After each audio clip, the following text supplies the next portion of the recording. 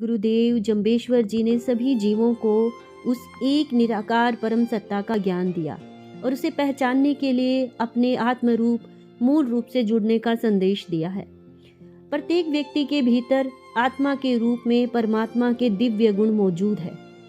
उस परम सत्ता के ध्यान द्वारा, जप द्वारा हर व्यक्ति अपने भीतर उन दिव्य गुणों को अवतरित कर सकता है।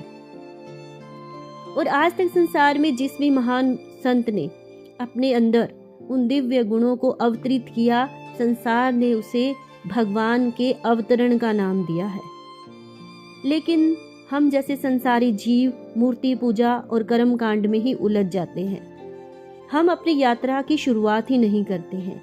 ये उन संतों की यात्रा रही, उन्होंने अपने भीतर उन दिव्य गुणों को अवतरित किया। लेकिन अगर हम प्रयास नहीं करेंगे तो हमारे भीतर वो दिव्य गुण अवतरित कैसे होंगे? इस बात को समझने के लिए, उस परम सत्ता को समझने के लिए वैसे तो कोई उदाहरण सटीक नहीं हो सकता, लेकिन फिर भी एक छोटा सा प्रयास है। हमारे घर जो बिजली होती है उससे लाइट, फ्रिज, टीवी, पंखे सभी साधन चलते हैं, लेकिन उनको चलाने वाली तो बिजली होती है।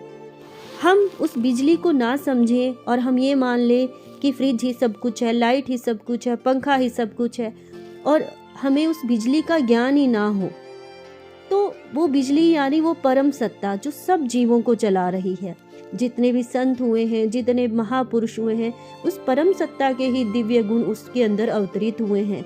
उनके सत्कर्मों से, उनके प्रयास से उन्होंने उन दिव्य गुणों को अवतरित किया है। इसीलिए अगर हम उस मूल सत्ता को ना समझे तो वो हमारी अज्ञानता होगी। इस संसार को चलाने वाली वो एक ही सत्ता है, चाहे वो हिंदू हो, मुस्लिम हो, सिख हो, ईसाई हो, सबका संचालन वो एक सत्ता ही करती है। इसीलिए सद्गुरुदेव जम्बेश्वर जी ने कहा है कि नव अवतार नमो नारायण, कि सभी जन्मे हुए जीव अपने दिव्य गुणों के कारण नमन योग्य है। उनके आचार व्यवहार का हमें अनुसरण करना चाहिए, उनके जैसा हमें बनना चाहिए। किंतु जपा एक निरालम सिंधु जी ही के माई ने पियो, लेकिन जब हमें उस निरालम सिंधु का करना चाहिए जो स्वयंभू है।